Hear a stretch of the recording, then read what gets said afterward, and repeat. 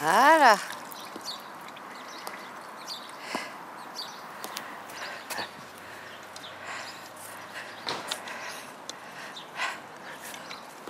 Ils sont partis.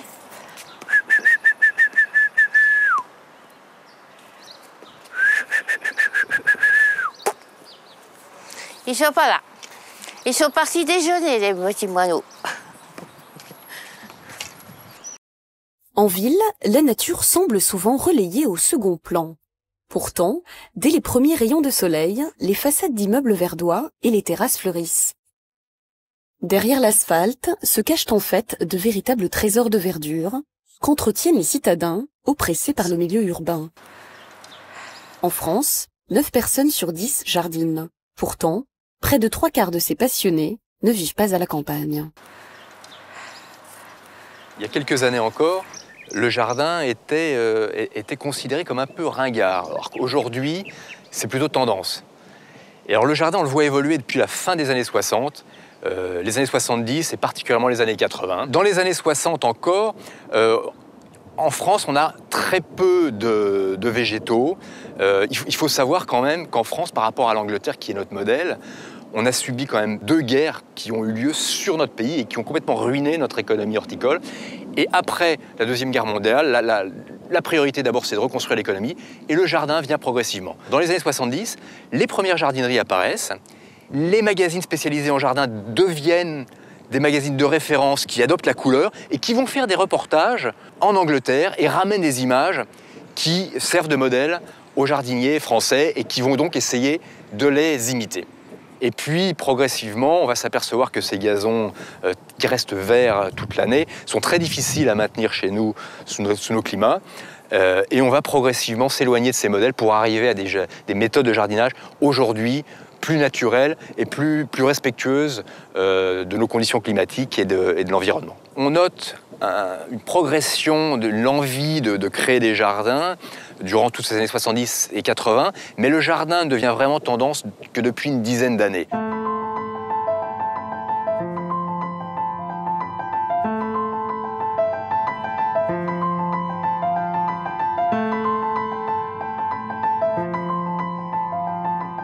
À la lisière de la forêt de Montmorency, à 20 minutes de la capitale, Pierre-Alexandre Risser a installé ses bureaux et sa maison personnelle.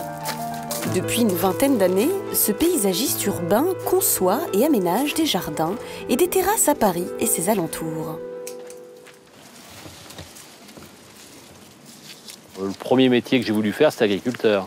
D'une école agricole, je suis passé d'une école d'horticulture à une école de paysage et je dirais que on pourrait définir le métier de jardinier des villes un peu comme paysan des villes, quoi. C'est de faire pousser la nature là finalement où on l'attend pas.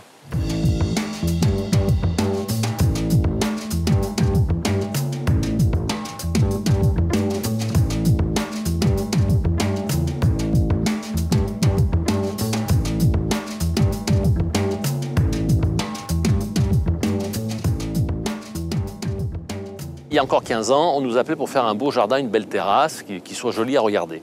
Aujourd'hui, on nous appelle, même si ce n'est pas dit de cette façon-là, c'est comment je vis dans mon jardin. Donc on organise la vie du citadin dans son jardin.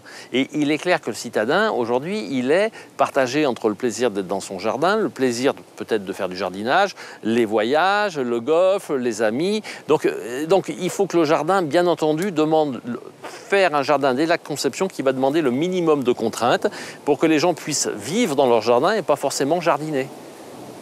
Quand on travaille pour un client, la première rencontre est importante. On repart avec nos photos, avec nos premières impressions et ensuite avec mes collaboratrices au bureau, on travaille sur le projet. Je leur donne mon compte-rendu, je leur explique en 2-3 lignes comment je verrai un peu les choses. Il y a vraiment un travail en commun là qui se fait et de là, je dirais, accouche un avant-projet.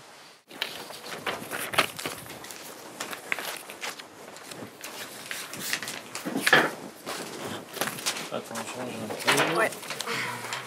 Alors au départ, il parlait d'un mur végétal, mais je l'aurais déconseillé parce que le mur ne leur appartient pas. Donc moi, je leur ai conseillé ici de tendre des câbles et de palisser des plantes grimpantes. Par contre, on peut faire un mur végétal sur la première partie qui est ici. D'accord. Sur une hauteur d'1,50 m environ. Ici, on peut faire un mur végétal peut-être en gabion à ce moment-là, sur cette partie qui est ici, sur cette hauteur-là. Et à partir du dessus, on tend des câbles ici sur ce mur et on fait pousser des plantes grimpantes. Ok. Ouais. Je pense que c'est ce qu'il faut partir sur ce projet-là, sur cette partie qui est ici. Pour le citadin, lorsqu'on aménage son jardin, sa terrasse ou son balcon, il faut qu'il y ait un effet immédiat. Mais l'effet immédiat ne veut pas dire que forcément le jardin n'est pas viable. Ce qu'il y a, c'est que c'est pas si vous serrez plein de petites plantes les unes à côté des autres, c'est sûr que ce n'est pas la solution. Donc, pour avoir un effet immédiat, il faut installer quelques plantes qui sont déjà un peu adultes, qui ont déjà une certaine taille, qui ont un certain volume, qui vont donner la structure, et puis laisser après les autres se développer. Donc on va planter beaucoup de vivaces au départ, en attendant que les arbustes se développent. Les plantes vivaces, c'est des petites plantes qui reviennent chaque année, mais qui poussent très vite. Donc c'est une alchimie. Ce qui est important, et c'est comme pour tout, c'est que lorsqu'on fait quelque chose, on ne doit pas le démolir derrière. C'est-à-dire qu'il faut accompagner le jardin. Ça ne sert à rien de serrer des arbustes les uns côté des autres pour faire du volume. Il vaut mieux en planter quelques-uns qui sont déjà un peu adultes, qui sont déjà beaucoup plus gros, qui vont prendre leur place, quitte à mettre des plus petits à côté. Et c'est important d'avoir un effet immédiat, et à la fois ce que vous faites doit durer dans le temps. Il y a un équilibre à trouver. Dans un quartier chic de la capitale, Pierre-Alexandre revient aujourd'hui sur une terrasse qu'il a aménagée il y a déjà 7 ans et qu'il continue d'entretenir.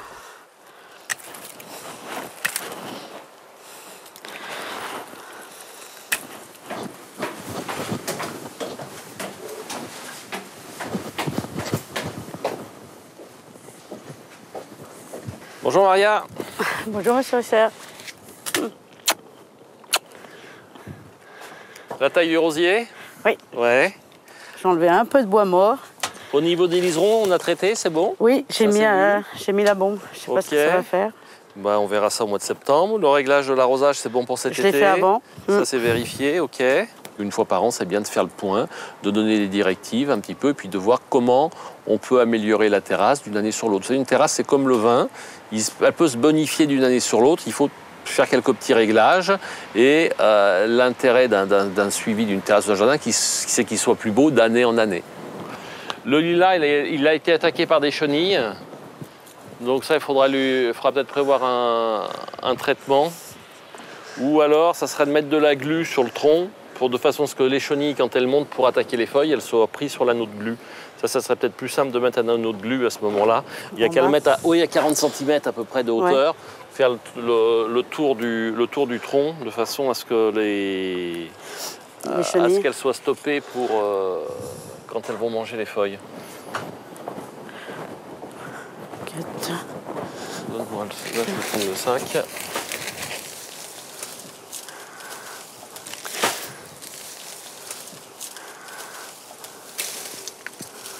Il faut vraiment qu'on dégage les branches qui poussent à l'intérieur, qu'on laisse de la lumière aux plantes.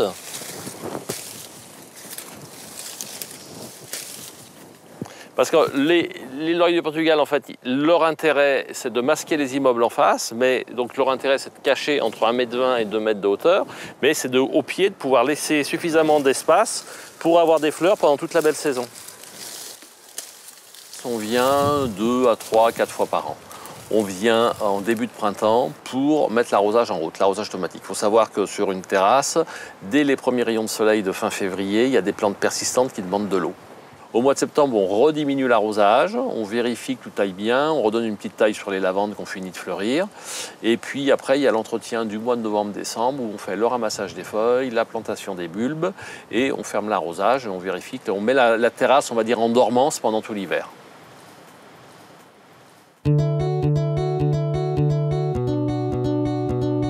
À quelques mètres de la tour Montparnasse à Paris se cache un jardin insoupçonnable. Verdoyant et bien entretenu, il illumine le quotidien des habitants de l'immeuble. Françoise, une des copropriétaires, chérit cet espace de verdure depuis plus de 10 ans. Je suis née ici, je suis partie à la campagne et je suis revenue vivre ici en 1974. Je profitais beaucoup du jardin, mais je ne m'en occupais absolument pas. Mon mari, qui décède en 1994, là, le vide était très important, la peine, triste. Et J'avais mes filles autour de moi, mais il me manquait quelque chose de très important, une occupation. Et la lecture ou même la télévision ne me suffisait pas. Et ce que j'aimais, c'était sortir au jardin. Et à la rigueur, y travailler pour oublier un petit peu les choses. Et la passion du jardin m'est arrivée. En cette journée d'été, Françoise a moins de travail à faire au jardin qu'au printemps. Aujourd'hui, elle enlèvera les feuilles mortes. Alors, la petite chaise, je la sors là, au cas où j'en ai besoin. Le sécateur là. Et je m'en vais vers un petit seau que je promène par tout mon travail. Ma grosse préoccupation, c'est de chercher là où il y a des fleurs fanées. Là, j'ai toutes les pousses aussi à couper. Et normalement, ce serait l'époque où, que les plantes profitent le mieux de l'arrosage, ce serait de biner presque chaque pied. Bon, c'est beaucoup de travail, mais du travail agréable. Hein. J'ai aussi l'amour pour les géraniums. Voilà un géranium menthe que j'ai depuis 7-8 ans au moins. Alors, vous le caressez, vous caressez la feuille, on respire la menthe. J'adore. J'adore. Et là-bas, j'ai le même géranium, mais pommes vertes. Françoise a appris le jardinage avec un ami horticulteur. Des années de pratique et d'essais lui ont été nécessaires pour connaître les secrets des plantes. J'ai appris les différences des vivaces, des plantes qui préfèrent l'ombre au soleil, tout ce qu'on ignore et qui fait que la plante ne se plaît pas. Et ça m'a passionnée. Dès que je vois une plante qui me passionne, si tout le monde est d'accord, je l'achète. Et maintenant, ça fait beaucoup de plantes à entretenir. Et ça, je m'en veux un petit peu parce que je voudrais qu'elles soient toutes bien entretenues. Et c'est beaucoup. Il y a un petit peu trop de diversité. Mais j'aime.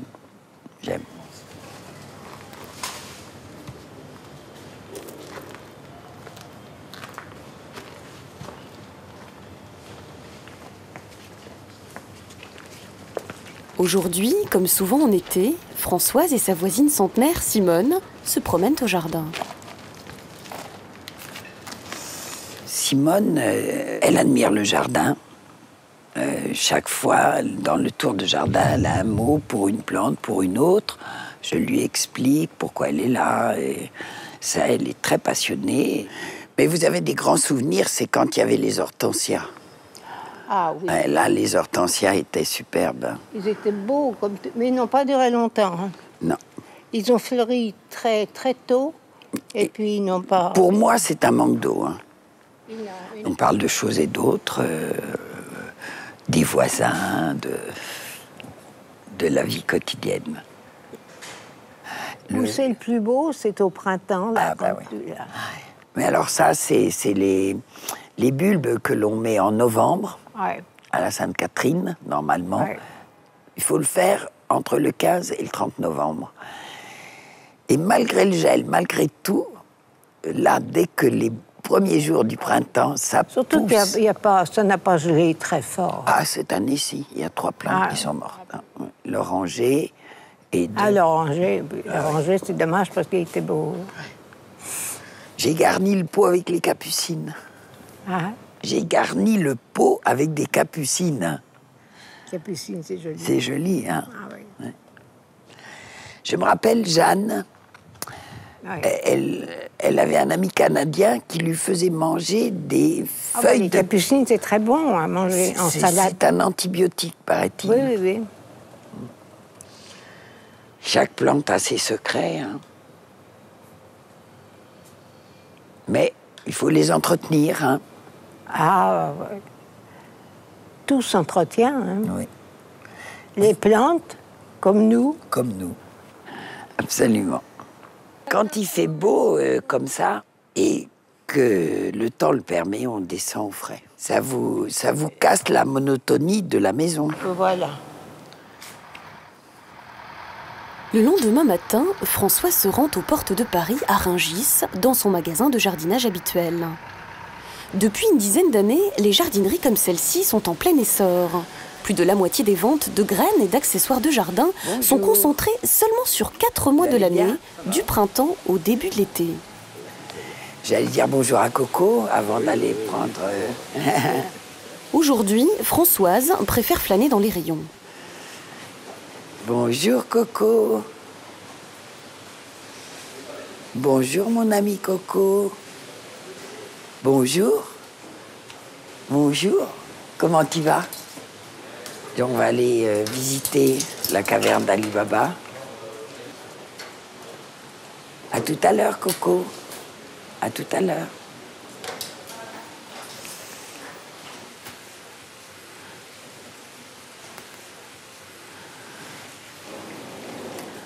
Les gants de jardin, il m'en faut une paire.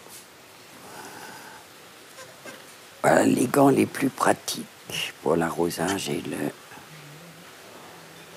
et la taille. Pour entretenir leur jardin, les Français dépensent presque sans compter. Dans ces magasins spécialisés, le panier moyen s'élève à 50 €. Mais les passionnés ne regardent pas à la dépense. Comme Françoise, les adeptes des jardineries s'y rendent au minimum 8 fois par an. 5,5. Voilà. Ma préférée au jardin, c'est les capucines. Celles qu'il y a actuellement en pot et qui font un décor magnifique, je les ai mis dans un oranger qui malheureusement a pris un coup de gel cet hiver. Et je les ai mis en avril, mai. Et elles donnent là actuellement. Alors je tente de récupérer, quand la fleur se fane, la petite graine que je fais sécher. Je vais attendre le maximum qu'elle sèche sur la plante. Et je vais voir si je peux les récupérer pour l'année d'après.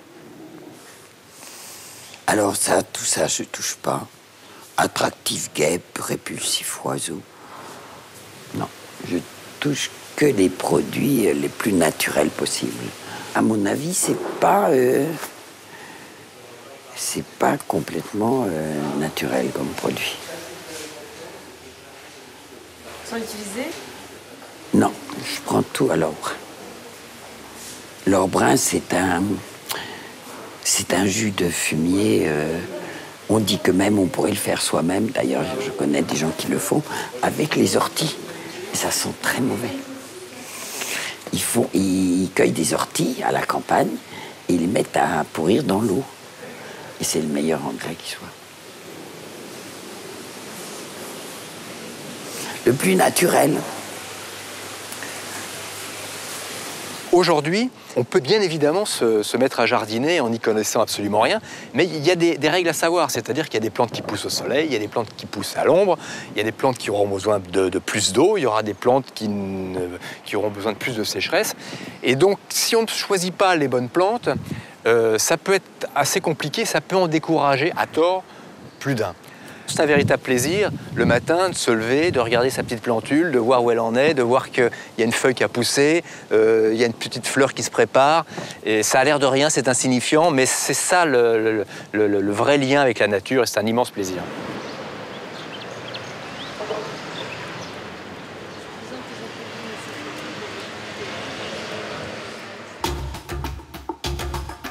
Le long du canal Saint-Martin, un jardin atypique s'offre aux citadins du 10e arrondissement de Paris.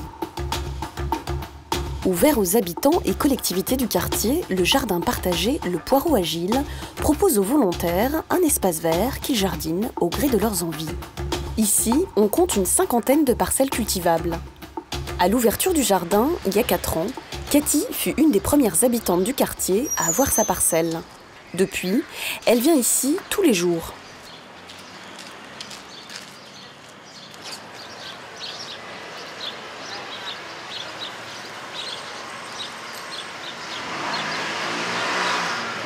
Alors là, on est devant notre cabane, parce qu'on a une cabane pour mettre tous nos outils, nos graines, les chaises que l'on sort, les bancs que l'on sort pour accueillir tous les promeneurs, pour être un peu plus conviviaux.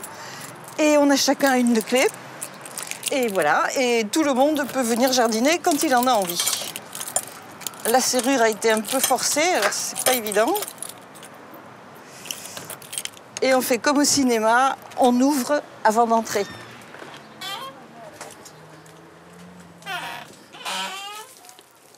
Alors là, vous voyez, il y a les graines dont on se sert, les graines qu'on récupère, tous les outils. Un peu partout, c'est un peu le fouillis, mais c'est simplement humain. C'est comme ça que ça marche. On écrit tout ce qu'on peut se dire, se donner comme conseil, comme ordre parfois. Ensuite, je mets mes lunettes pour mieux lire. On a un cahier de liaison et chacun écrit les petites choses qui se passent. Les commentaires, là il y en a un grand, je ne l'ai pas encore lu, mais souvent on se pose des questions, où sont passées les graines de rose trémière que j'avais mis là, où sont passées les boutures que j'avais faites. Alors par moments il y a des réponses acerbes, par moments des réponses pleines d'humour, et par moments des réponses méchantes. De temps en temps des réponses gentilles. Alors après on fait ça, après on sort le banc. Je sors le banc toute seule, parce que ce sont souvent les mêmes qui arrivent en premier, qui sortent le banc. Et le banc, c'est fait pour accueillir les gens qui passent. Les gens qui passent, on les installe comme ça, et ils voient qu'on peut parler, qu'on peut s'asseoir, qu'on peut discuter. Et ça, c'est un des attraits du jardin partagé. Voilà, on plante le décor quand on arrive. Tout de suite, c'est un peu plus accueillant.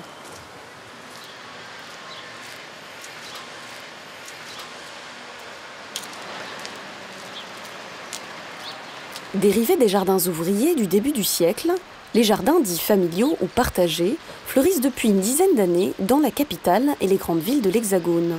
Aujourd'hui, on en compte des centaines partout en France. C'est ma parcelle, ça doit faire plus ou moins 6 mètres carrés. Ça va de ce coin-là jusqu'aux roses trémières. J'ai cette parcelle depuis 4 ans, c'était un 14 juillet, donc c'est presque un anniversaire. Et j'ai planté en premier des choses qu'on m'a données, parce qu'au début je ne savais pas trop quoi faire. Je n'y connaissais pas grand-chose. Et on nous a donné des iris. Il y en avait 3 ou 4 pieds, je les ai bien mis en terre, j'ai demandé comment il fallait faire. Et maintenant, ça a donné tout ce grand parterre. Et là, il faut les couper un peu parce qu'ils sont plus très beaux. Les gens viennent beaucoup nous voir dans ce jardin et ils nous apportent des graines, des boutures. Alors, ma parcelle, c'est un peu le reflet de tout ce qu'on m'a donné.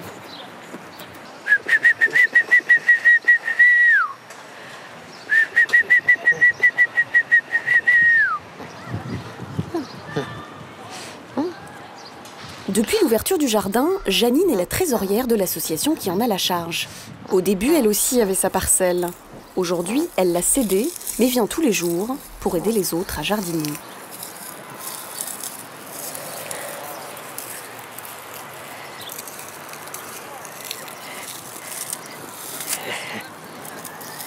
Ici, il y a beaucoup de personnes qui sont seules.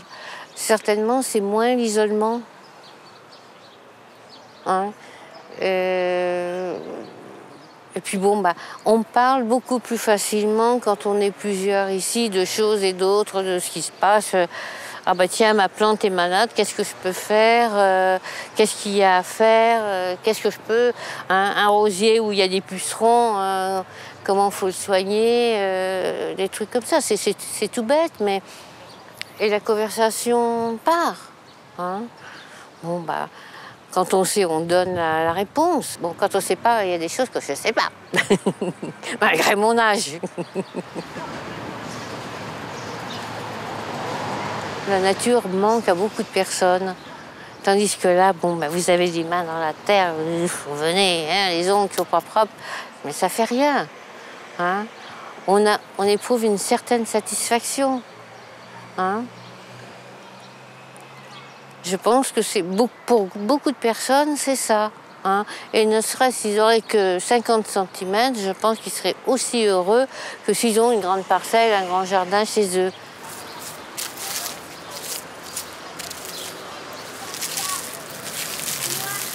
J'essaye d'arracher les mauvaises herbes et tout ce qui est un peu pourri, qui n'a pas bien poussé. J'essaye de rendre la parcelle un peu plus jolie. Mais là, il va me falloir des outils parce que la terre est très sèche. Alors, on arrosera. Tout à l'heure, j'arroserai. Et puis, en fin d'après-midi, je reviendrai. La terre sera ramollie et je continuerai de tout arracher. Enfin, j'essaye. Oh, salut toi là-bas! Regarde, j'ai récupéré des fèves. Ah, c'est toi? Oui, moi qui les ai plantées. Mais je croyais que tu les avais mangées. On les ouvrira pour l'apéro ce soir. Ouais. Mais je croyais que tu avais Oui, mais il m'en restait quelques-unes. Ah! T'as arrosé? Oui, j'ai arrosé tôt ce matin parce que les carottes, regardez les carottes, elles commencent à pousser. Là, regarde. Ouais. Je ne sais pas si donc elles pour sont aller prêtes. manger? Elles sont prêtes, tu crois? Non, non. Non? Non, regarde, elles sont toutes petites. Mais celle-là, là, non? C'est pas prêt, si, ça? celle-là, oui. Celle-là. Ah, elle a cueilli ma carotte.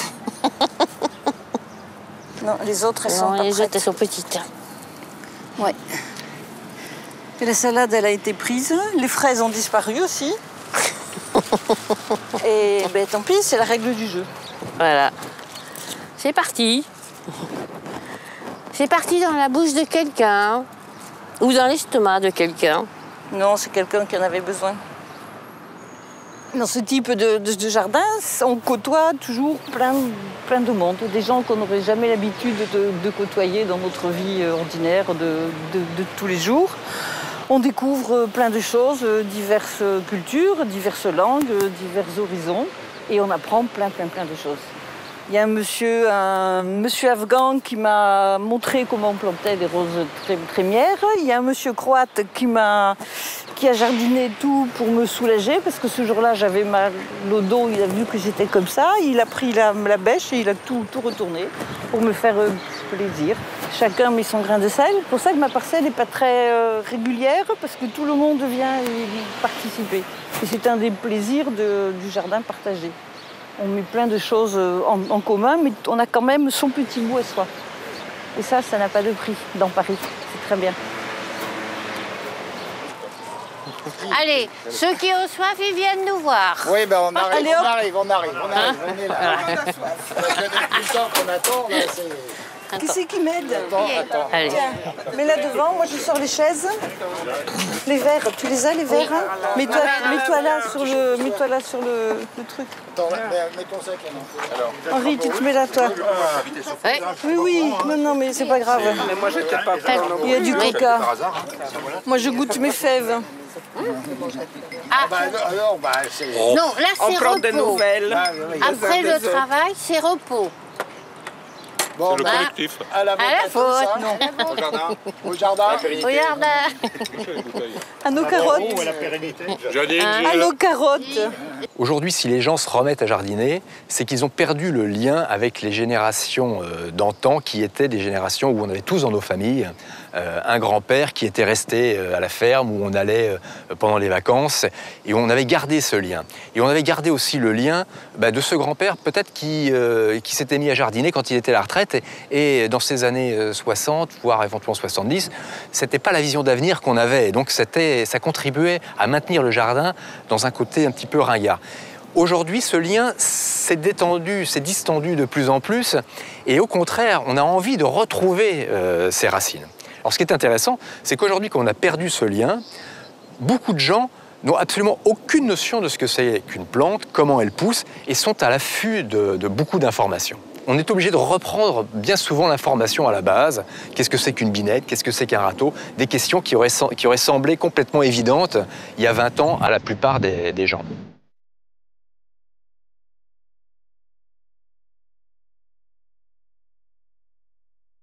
À la périphérie des villes, des exploitations maraîchères sont ouvertes au grand public. Dans ces centres de cueillette, on ne jardine pas, mais on récolte les fleurs, fruits et légumes. Cet espace fonctionne comme un immense marché. On achète ce qu'on accueillit soi-même. En France, on compte plus d'une vingtaine de fermes de cueillette, dont la moitié en région parisienne. Jean-Marie Bescar est chef de culture à la cueillette de Galy, dans les Yvelines. Cet espace est l'un des plus vastes d'Île-de-France. Notre cueillette existe depuis 1984. Ça fait partie d'un projet de diversification sur la plaine de Versailles.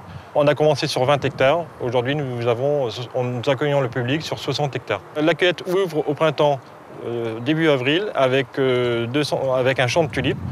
Et il ne manque plus que les moulins et on se croirait en Hollande. Et en fonction de la saison, avec les tulipes, il y a les légumes de printemps. Au mois de juin, c'est la pleine saison des fraises de plein champ. Et viennent ensuite les framboises, les groseilles, tous les fruits rouges, puis la saison des tomates en plein été, et à l'automne, la pleine saison des pommes.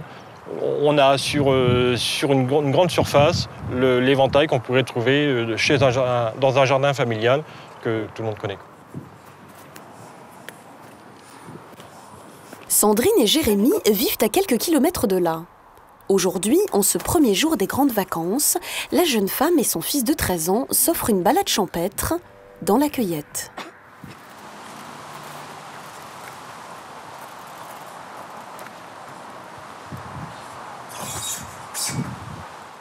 On commence par quoi alors? Alors, on va déjà regarder sur le panneau. Qu'est-ce qu'il y a en ce moment? C'est sûr, on va aller chercher des fraises. Quelles fraises? J'ai envie d'essayer de prendre, tu sais, les pommes de terre qu'on avait vues, les pommes de terre violettes. Ah Si, j'ai envie d'essayer. On essaye? Ouais, ok. On prend quelques pommes de terre, on ira prendre des courgettes, salade, et puis on finira par les fraises. Ok. Ok?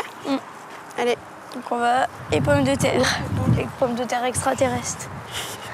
Et quand tu épluches ta pomme de terre, elle est toute violette. Ah. C'est bizarre. Bah, tu mangeras ça sans moi. Bah écoute, on va essayer, on verra bien. C'est le premier champ là. Là, c'est quoi? Là, on a dit que c'était des carottes là. On va essayer de trouver une bêche.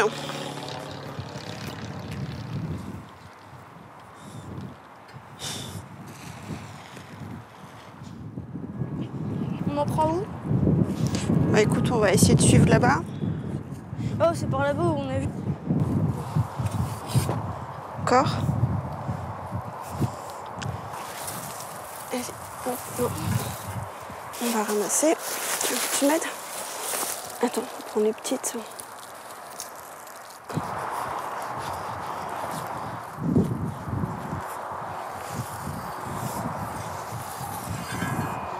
Tiens, tu les ramasses si tu veux. Celle-là. Tu prends les petites là aussi. Tiens. Je viens de la campagne, donc effectivement, c'est un peu les sources qui reviennent, donc c'est vrai que c'est bien agréable. Puis c'est vrai que c'est un secteur assez sympathique, on est juste à côté du parc du château de Versailles, puis c'est vrai qu'on est quand même à la campagne. Là, il y a la salade avant. On prend une rouge ou une verte? Je préfère les vertes. La mâche, la mâche.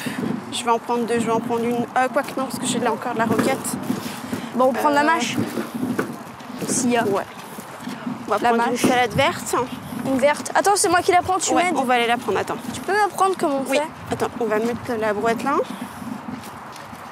Allez, hop. Celle-là? Non, on va aller plus loin. Il faut que le cœur soit assez gros, soit assez paumé, on appelle ça.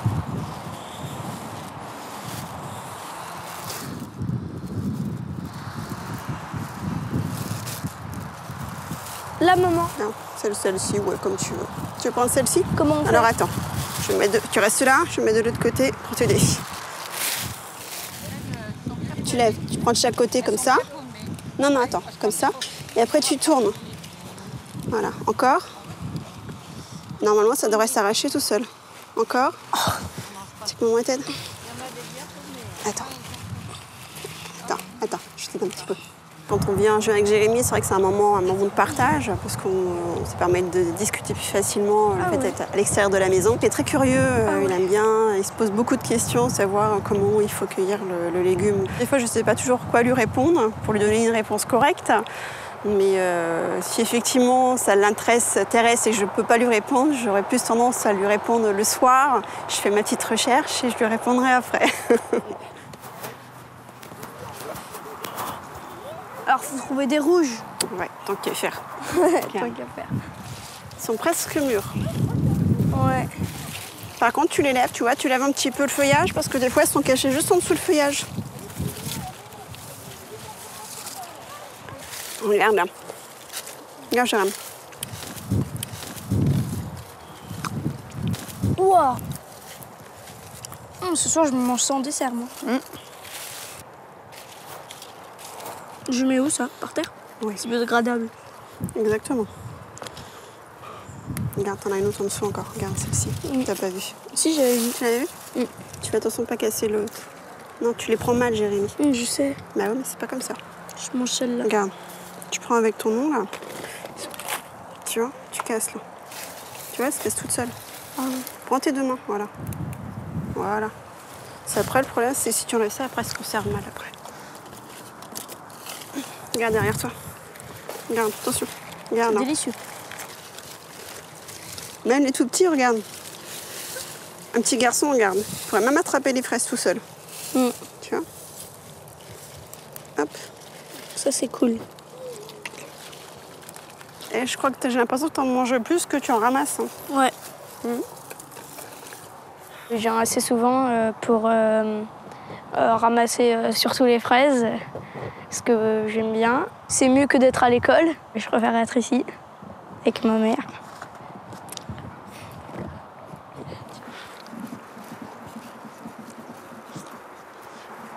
Dans les dernières années, ce qui est très frappant, c'est qu'on note un très gros regain d'intérêt pour le potager, notamment chez les gens beaucoup plus jeunes. Les gens ont souvent peur de ce qu'ils mangent parce qu'ils ne savent pas comment c'est produit, avec quels pesticides ou quels engrais chimiques, et qu'ils ont envie de faire pousser eux-mêmes des produits sains et naturels.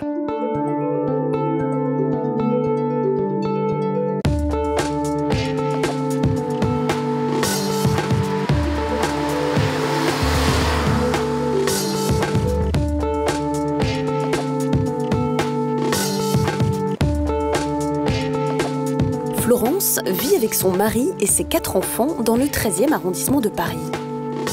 Sur sa terrasse de 100 mètres carrés, prolifère un jardin qu'elle entretient au gré de ses humeurs. Dans ce cadre de vie à l'allure tropicale, Florence adore observer la nature qui pousse autour d'elle. Juste derrière, là. Hop, elle est partie derrière. Mon jardin, c'est un lieu d'évasion. C'est un endroit où l'esprit s'évade, le regard aussi, parce que je suis plus dans la maison, je suis plus dans la ville, je suis dans la verdure, au milieu des plantes, ça sent bon, il y a une odeur, des bruits. On peut aussi se retrouver au milieu du bruit des oiseaux, du bourdonnement des abeilles ou des oiseaux qui chantent tout simplement.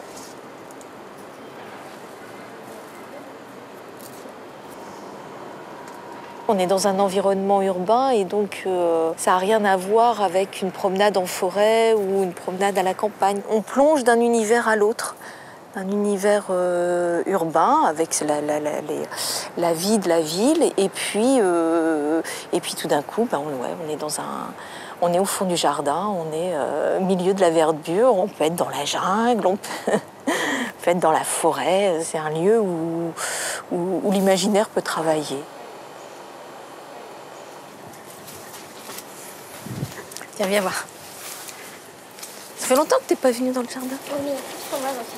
Les framboises, là, il y en a plus. Tu vois, elles sont toutes sèches. Hein. Mais... J'en ai vu hier là-bas. T'as pris l'autre, c'est ça? Oui. Regarde, il en reste une. Vas-y. Regarde. Dans l'autre sens. Je crois qu'elle marche un peu. Non, vas-y, goûte. La gourmande. Elle est bonne. 1, 2, 3, 4. Regarde. Je savais pas qu'il y avait des noisettes. Ah ouais, bah, j'avais pas vu qu'il y en avait autant. Hein. Faudra surveiller. Hein. Oui, comme ça serait moi qui les mangerais. S'il y en a 7, il y en a une chacun, au moins. Au moins. Parfaitement. Gourmande. C'est moi qui mangerai la deuxième. Ouais, c'est toi qui manges toutes les framboises, hein, et puis... Ouais. Ouais. Et tu vas manger toutes les noisettes? Certainement pas. Bien sûr que si. C'est un lieu d'échange, hein, en tout cas avec mes enfants et plus particulièrement ma fille qui est peut-être celle qui a le moins d'appréhension. Et avec elle, ça me permet de discuter autour des fleurs qui poussent, de ce qui vit dans le jardin, des araignées qui tissent leur toile, des papillons qui viennent butiner, des abeilles qui tournent au-dessus des fleurs. Il faut aller doucement parce qu'il est prêt à se sauver, le papillon. Non, Julia, pas plus. Là-bas, sur la fleur violette. Et en fait, on appelle ça un arbre à papillons, le buddleia. On échange autour de la nature. Bon, moi, j'y connais pas grand-chose. Elle écoute ce que je lui raconte. Et puis, au-delà de ça, ça peut aussi être propice à se raconter d'autres histoires. Florence s'est mise au jardinage par hasard. Lorsqu'elle a emménagé ici, le jardin était pratiquement laissé à l'abandon. Avec son mari, elle a mis plus d'1 an pour le nettoyer et lui redonner vie. Ça fait à peu près 8 ans qu'on est ici, donc depuis qu'on est là, je touche à la terre. Je vais planter quelques graines, je vais faire des essais, je vais acheter des fleurs en pot ou des plants, et puis je vais essayer de regarder ce que ça donne. Maintenant, je ne suis pas une experte en jardinage du tout.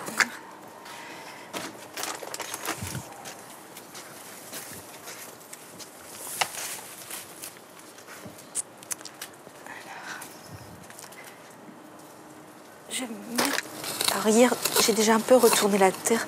C'est pas de la très très bonne terre ici. Elle est bourrée de saleté, de cailloux, Puis après, il y a des racines. Alors, racines, il y en a des grosses, je pense que ce sont celles de la glycine. Et puis, il y a des choses. Mais ceci dit, des fois, je fais des petites découvertes dans la terre. D'ailleurs, il y a un pavé, l'autre jour, j'ai sorti vraiment un beau pavé énorme. Moi, un pavé parisien, c'est rigolo.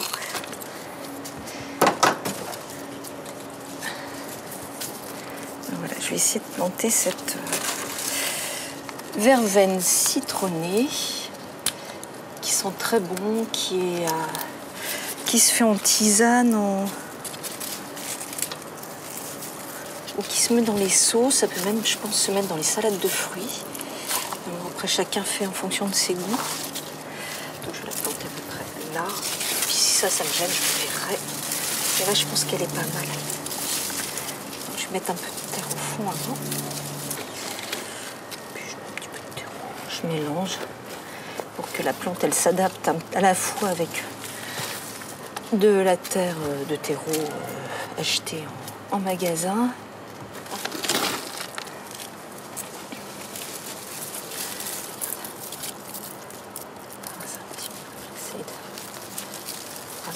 La motte, elle est très très humide, je pense que ça devrait le faire. On verra bien.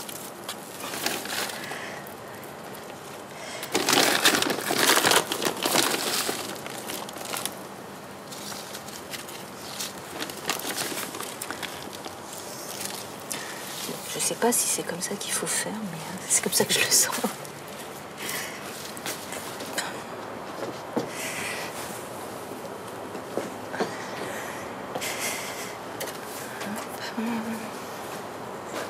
La grande réussite de cette année, ça a été de planter un petit potager. Donc on a planté 6 pieds de tomates, 1 pied de courgettes et 2 pieds de concombre.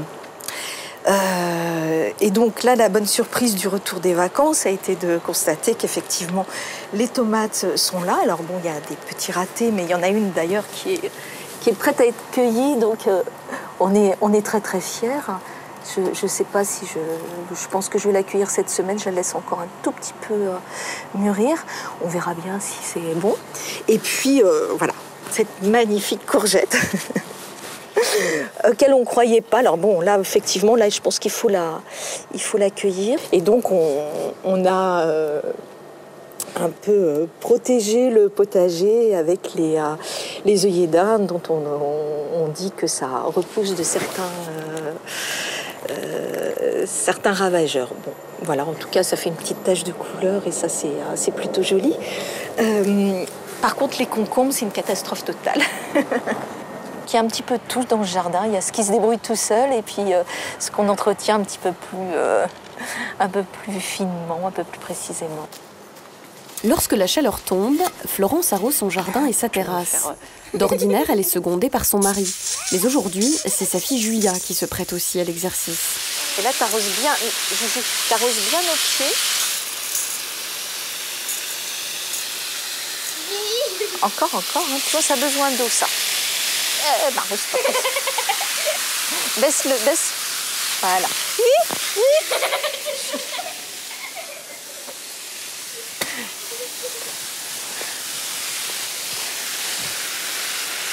C'est bon? Alors, tu vois, quand c'est un peu trop... Voilà. On règle là, ça. Il faut faire la truc, la glycine.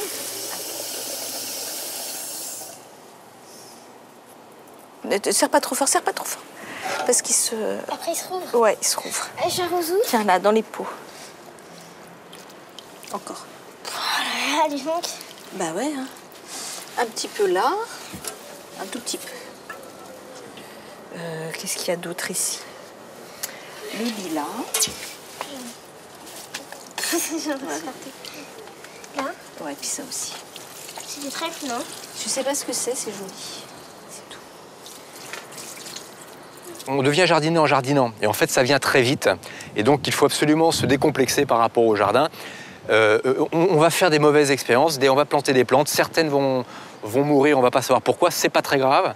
Une plante, ça se déplante. Si on voit qu'elle végète à un endroit, on va pouvoir la replanter ailleurs. Et donc, c'est cette étape-là qu'il faut franchir. À partir du moment où on la franchit et qu'on voit que finalement, ça marche, les jardiniers apprennent d'eux-mêmes très rapidement. Et ça devient un véritable plaisir.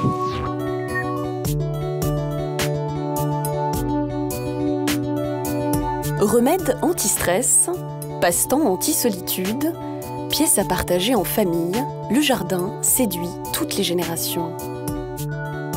Au-delà d'un loisir, le jardinage réinvente la nature de chacun. Face à l'urbanisation croissante des campagnes, les villes prennent ainsi le contrepoint en se mettant au vert. Le phénomène ne semble pas près de s'atténuer.